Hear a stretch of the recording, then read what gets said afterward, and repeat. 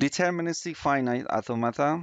This is our next topic. So from the very beginning of the semester, we said the theory of computer has four branches like this: formal languages, automata, computability, and complexity. We've just finished first round of the formal language. We will get back to this formal language many times. Now we want to start this automata theory.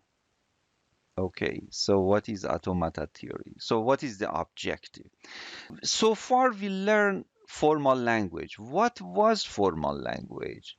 We said it is a mathematical model for all type of languages. We called it formal language. And we noticed that many things, let's say everything that we deal with in computer science is a formal language. All of the videos, audios, all of the sets, all of the math that we have learned, everything is formal language, right? So, and it is a mathematical model of all types of languages, especially natural languages and programming languages. Of course, natural language is a very hard thing. It has its own, researches and all of that stuff. But for, programming languages that we are familiar with, and we will see later that they are formal language as well. All right. So now our job is to construct some machine for what? To understand these formal languages. And when I say understand here, I don't mean that concept that you might see in the AI, artificial intelligence, or natural language processing. So this understanding is totally different than this kind of understanding. Okay, I will explain about this understanding. So bottom line, at the end of this slide, what we said, we learn formal language. Now we want to construct machine to understand those formal languages. Automata, when we say automata, since I need to define everything before using that, so what is automata? Automata is a scientific Latin name for computing machines. And automata is a plural form of the automaton, and it means the machine. And we use it for computing machines, specifically in this course. So definition of automaton is a mathematical model of a computing device. I am emphasizing here the mathematical model many times because I want to distinguish that this is not something that exists outside of the cyberspace. And for example, we can order it from the Amazon. So it's just a model. It's a mathematical model. During this semester, we will see several classes of automata. Each one of them, each class has its own power. But you can say, oh, wait, what is the meaning of power here? Yeah, I will define that. This is a very important concept. We will get back to this power. So up to this point, each class has different power, all right? And in fact, when I introduce a new class of automata, you will see the pros and cons about that automata. Then I will introduce a new one, until we reach the ultimate power that we have, which is equivalent to the computers that you are currently using. So we will see that what is our ultimate power that we currently have. In this way, when I introduce several classes of the automata, you will see the evolution of this automata during this semester. Even evolution of the languages, the complexity of the languages, and also the complexity and the different model of the automata. So as a general view of how we are gonna operate with these machines, first of all, we design a machine for a particular language. So let's call it L, right? And then how can we test our machine? We pick strings from the L. You know that L is a formal language and it's a set of strings. And this automata is designed particularly for this L. All right. So for testing our automata, we pick one string from this L and feed to this automata, and then it gives us understood or no. Yeah. Of course, if we design it correctly, all of the strings of L should be understood, right? And at the same time, if we pick some strings from L bar, which is the complement of the L, then all of them should be not understood or reject, right? So this is a very high level view of what we are going to do when we say we want to create or construct an automata. So bottom line, at the end of this slide, all of the strings of L should be understood, and all of the strings of L bar should be not understood or should be rejected. Okay? This one is the simplest one that I am gonna start today. We call it Deterministic Finite Automata, or DFA. So we will use this DFA from now on, more than the Deterministic Finite Automata. I have a template when I want to introduce a new class of the automata. I created a template. Template gives us an idea that what we should look for, and how many steps we have and this kind of thing. Here is my template for introducing a new class of automata. First, I need a justification. Why should I introduce a new class? Why should I look for a new class at all? So this is a justification. And the second step, we should talk about the name of that class. And also, I need to talk about the building blocks of that automata class. And I should talk how they works. All of these blocks, one by one, I discuss that how those building blocks is working. And when we learn that, then we will ask some question. When you start the machine, what would be the starting configuration? And what would happen during the operations? The third question is when the machine stops or halts. And the fourth question we should ask, we should learn and we should discuss about when a string will be accepted and when it will be rejected. And when we finish this, then we are really ready to start constructing a machine. So I will discuss about the automata in action. We will start analyzing the machines, and also more important than that is start designing the machine. And then after that, when we are so comfortable with that machine, then I start formally defining that. For formal definition here, it means mathematical definition. And also after that, we will talk about its power, and we compare its power with the previous machine. And also at the end, well, we would say, okay, so what is the next step? So you see, I designed this template very precisely, and we will follow these steps for all of the machines that I'm gonna introduce during the semester. So let's start with the deterministic finite automata, which is the first one. Justification, this is the first step, right? Why do we need this new class? For this one, really, we don't need justification because this is our first machine. Yeah, our goal is to create a machine to understand all of the formal languages. So yeah, that's done for this one.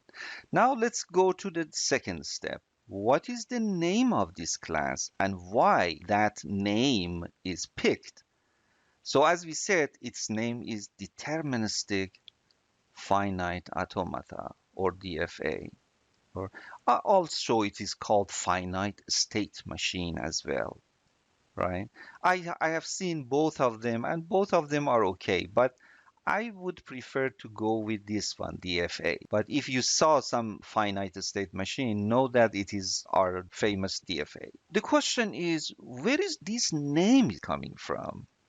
The name has three parts, and the only thing that we know is automata. We know that it means machine.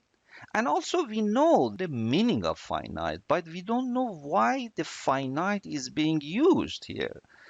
And the third one is deterministic, that you have some idea about that because you are computer scientists. You have heard about that, but we need to define that too. So up to this point, we just know automata, right? We will discover why the finite is being used here, and also I will define the deterministic later. Now the third step is the building block. What is the building block of this DFA? It has three main blocks.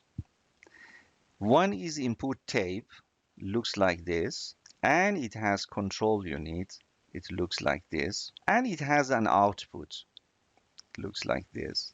So the output, as you see, it's accept or reject. It shows the result of the processing. But in the next slides, I will pick one by one this guy and talk about them. All right, let's start with the input tape. So the input tape looks like this. It is bounded from the left side and unbounded from the right side. When I say unbounded, I never mean infinite. We mean that, whatever you can write here, it can be as big as you need, but it is not the infinite. Okay, let me ask this question, why it cannot be infinite, in a few minutes. Let me explain more about this, and then I will get back to this infinite thing. So bounded from one side, so it always starts from here, but here you can go wherever you want. It is divided into cells. These are the cells. And in each cell, you can write one symbol. And as you see, I wrote it hello. So you see every cell can hold one symbol. And when we want to feed something into that machine, we write that string on this table. The string goes here. Now you understand why I said unbounded. I don't mean the infinite. So in the computer science and in this course, we emphasize that we don't have infinite strings. So for using this machine, when we want to put the strings, we don't have infinite strings. So this unbounded, it means that that string can be as big as you need, but it doesn't mean infinite because we don't need infinite things in this, even though it's a mathematical model, but it should be realistic, right? Okay, so how it works, that's the important thing. It has a read head like this, and we call it actually read head or cursor. Mostly we call it cursor. This cursor will read that cell and it sends it to the control unit. So whatever it is pointing, it reads it and sends it to control unit. And control unit, after processing, it commands the head, okay, I consume this H, move on. And this guy will move to the right like this. So when H is processed, whatever, now in this example, it's just H. When it is processed, then head moves to the right. These two operations is called consuming. When we say we consume a symbol, it means that that symbol was read, sent to control unit process it, and then command the tape move. It moves to the right. So consuming means this. It means reading one symbol, So two tasks together is called consuming, right? Reading the symbol and moving the cursor to the right. Let me give you some notes about this input tape. So this input tape, we use just reading or scanning word, sometimes interchangeably. And also you need to know that this tape is read only. The other note is that this head, when it moves, for example here, you cannot return it back. It always goes from left to right, one symbol at a time. So all of these notes is for just this machine. We have some machines that we have control to move the cursor back and forth. But for this particular machine, which is the simplest machine, these notes are applicable. So when, this is my explanation that I just gave you for your reference. So this operation is irreversible, right? And also, when the machine is, for example, here, if it reads it and if it sends it to control unit,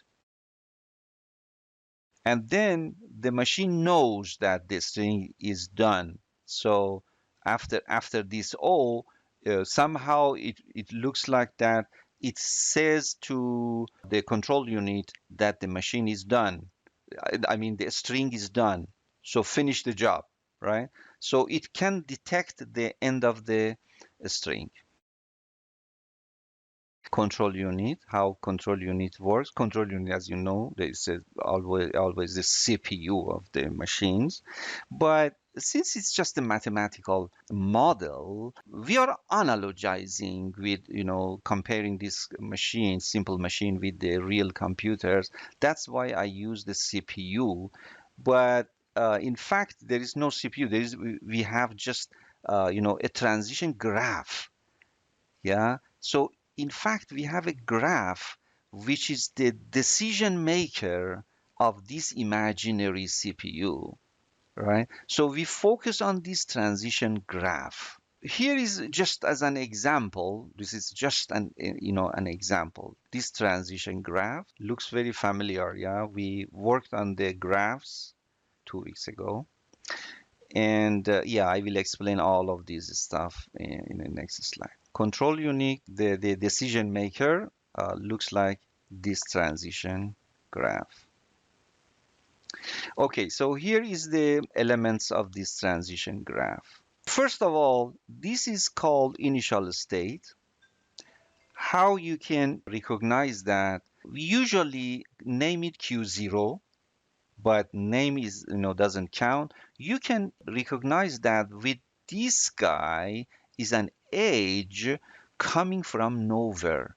So this is the sign of that. This is called initial state, and machine always start from here, right? And we feed the string from here. So that's why it's important, initial state. This is called accepting state. How can you recognize that? With this double circle, right? And it's not the case that this accepting state should be at the rightmost. No, it's not the case. And also you should note that we might have several accepting state. For example, we might have this guy as a accepting state as well.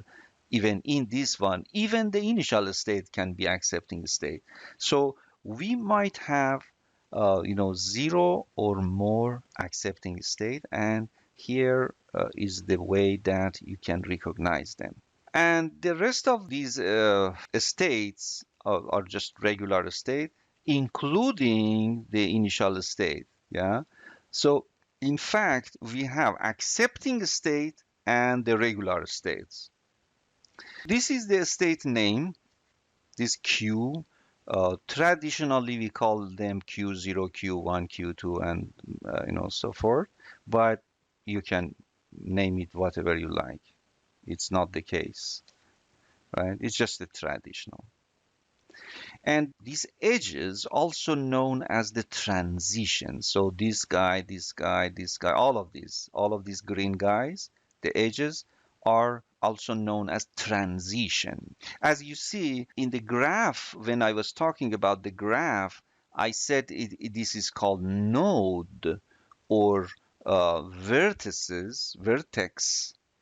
And also I said another name is state, right? In this course, we call them state.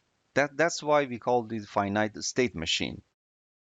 All of these labels, you see one here, and so forth, right? So these labels are called transition condition. In fact, the condition for transiting from Q0 to Q1 is this guy.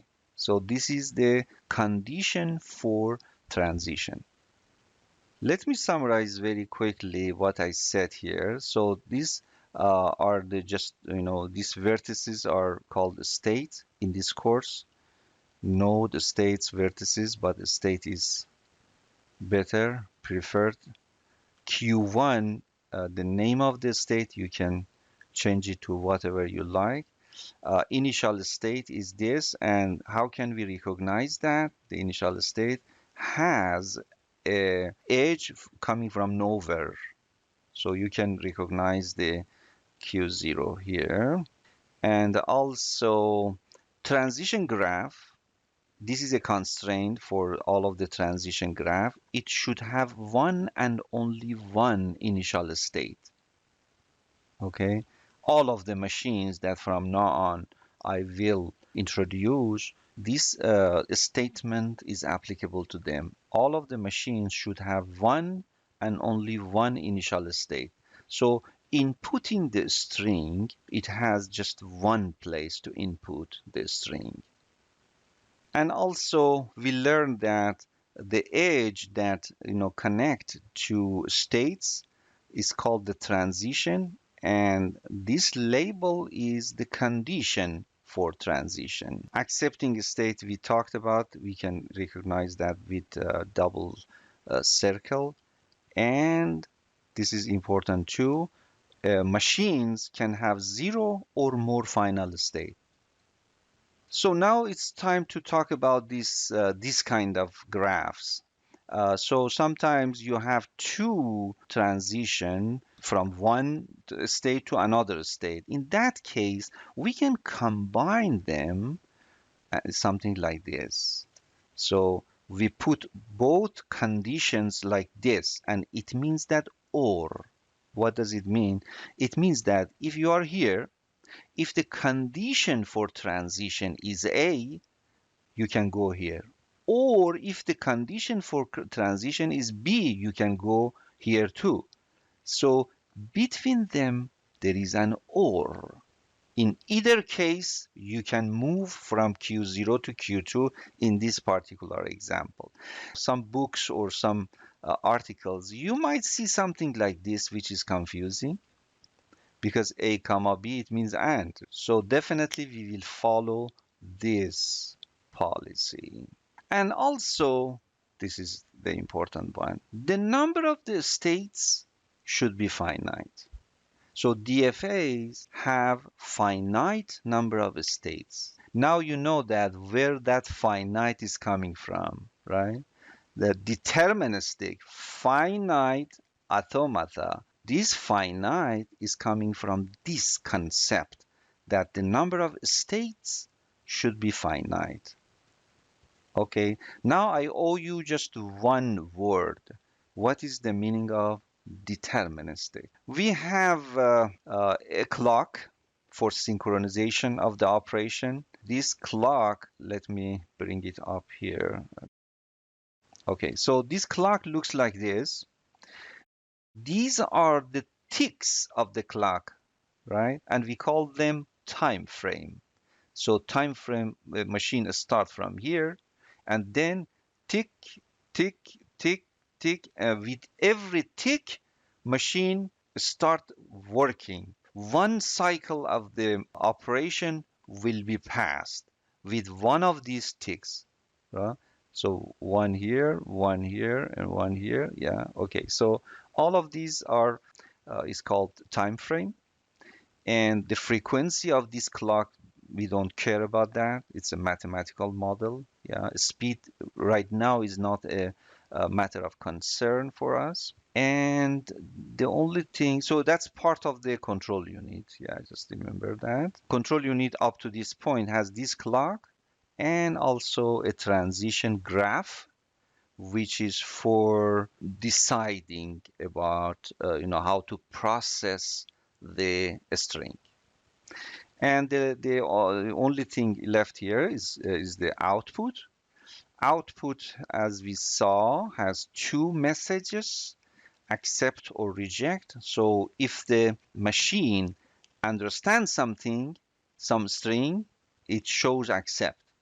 Otherwise, it shows reject. And accept also is equivalent to the understood or recognized, right? Reject is also known as not understood, not recognized. Well, we usually use these two guys, accept and reject. Mostly we use them. If the machine understands the input string, it shows accept. If it doesn't, then it shows reject. Up to this point, we finished three parts of that template that I was talking about. So now we have a clear view about the building blocks of this machine. Our fourth step for the understanding and working with the machine is how do they work?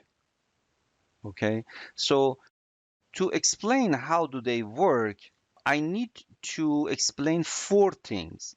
First of all, how the machine starts. What would happen during one time frame? One of those tick that we just talked in the previous slide, what would happen during that one tick? When machine stops and when we can say the machine accepted or rejected the string. So we need to be very clear about these four questions. Okay, I will explain about the first two right now. For the other one, probably we need some practices first. Okay, so let's start. What is the starting configuration?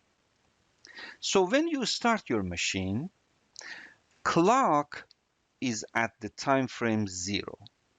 I usually use that yellow to show that which tick we are. Input tape start with the strings. So the strings will be written in the input tape, and this is before the machine starts working. And the head is, or the cursor is pointing to the leftmost symbol.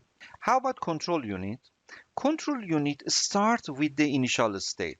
At any tick, the control unit, one of these states is activated, right? And then machine moves and activate another one, another one, another one until it stops. So at the beginning of the machine, the Q0 is activated. So control unit start with this Q0.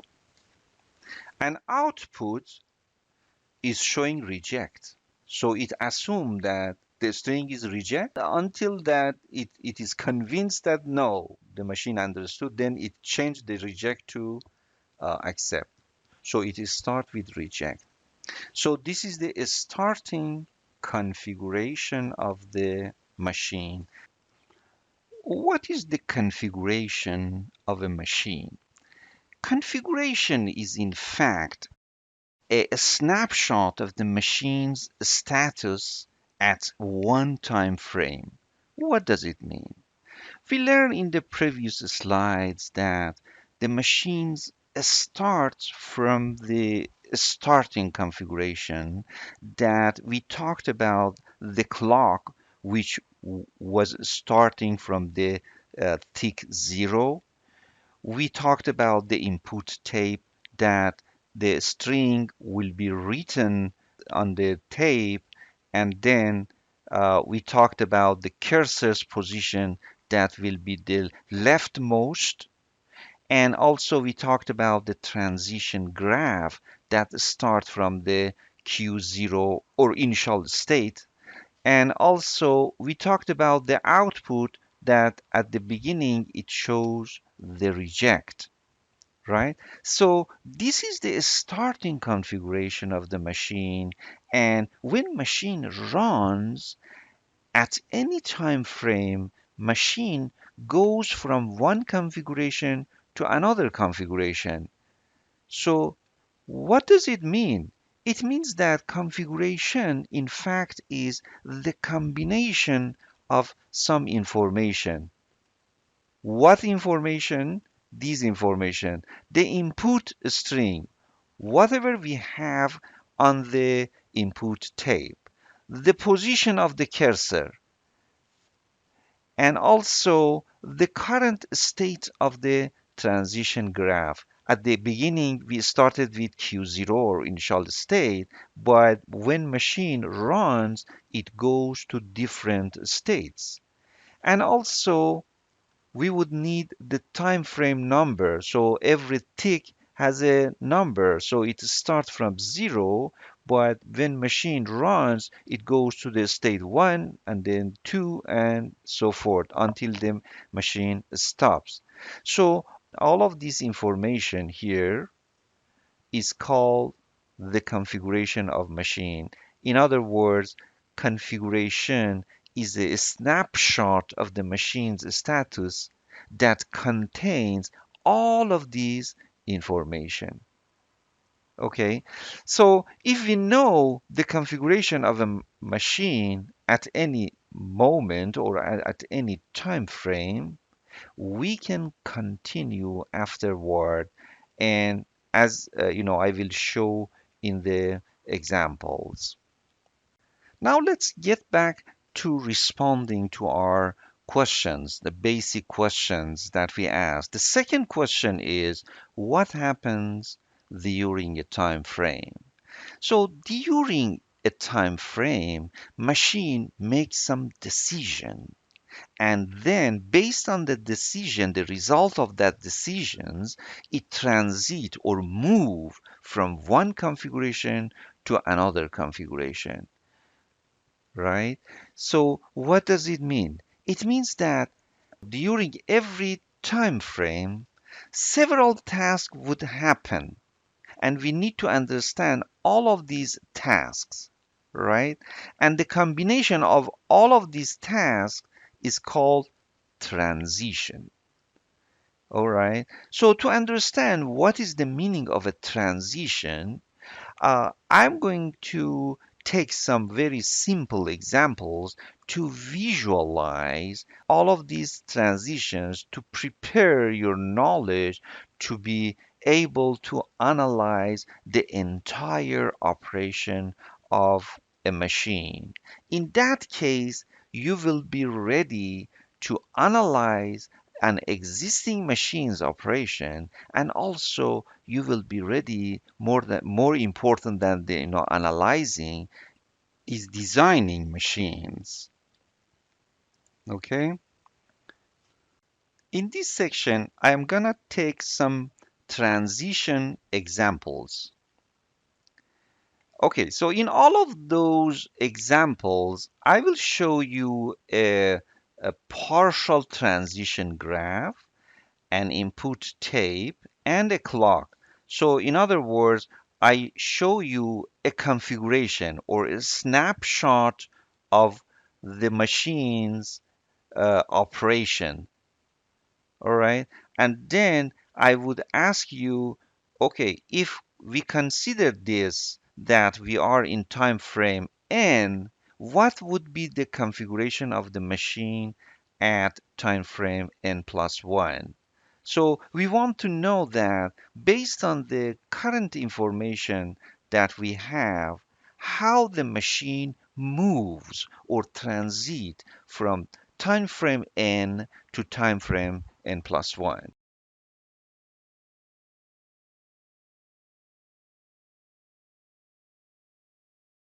Let's say we are in time frame 1 right now. Let's say we are here. Okay, and the status of the machine is this.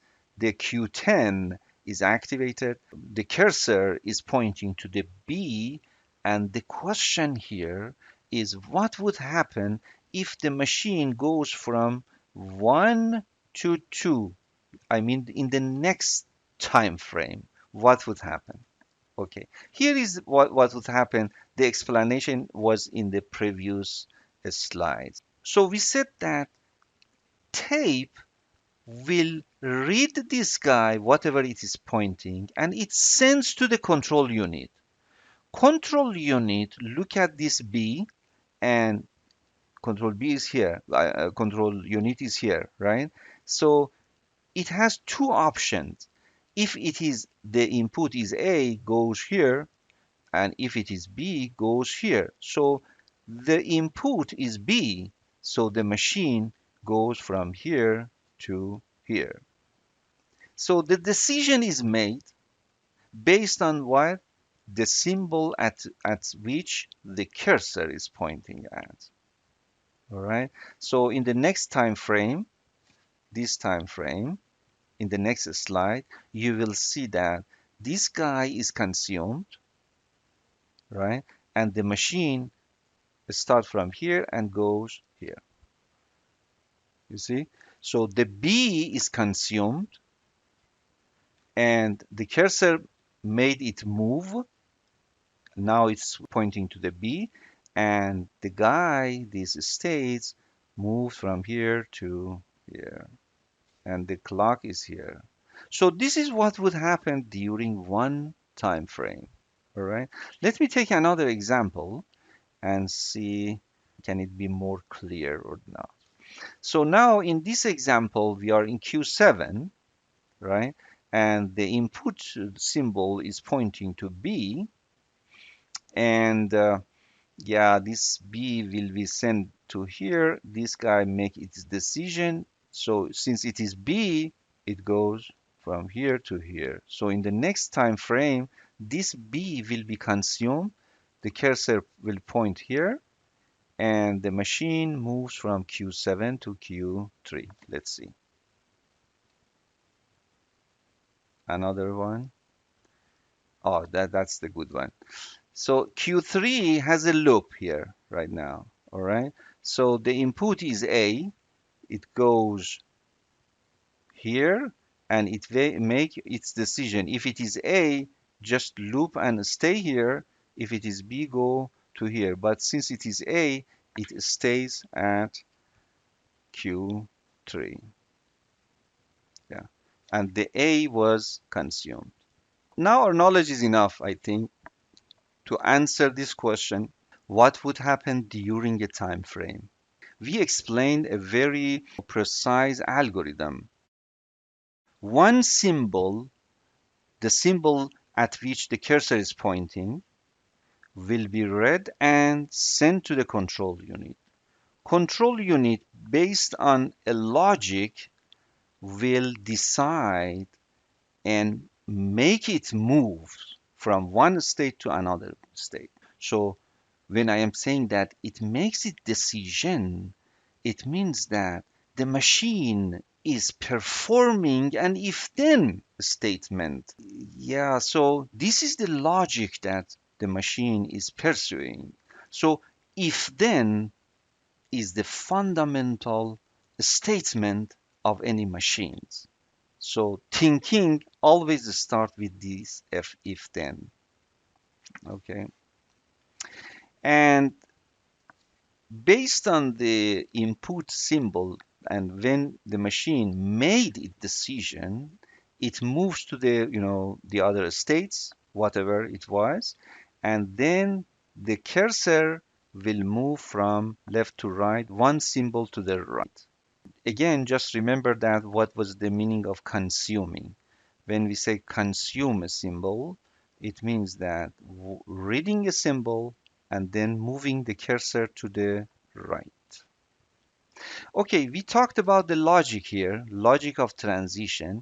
So let me quickly say what is the logic of transition here. In the next slide, I will summarize the logic. So if this is the case, we have this qi and qj, and the input is x. And if the input is x, what would happen based on our knowledge so far? This if then that I was talking about is this if then.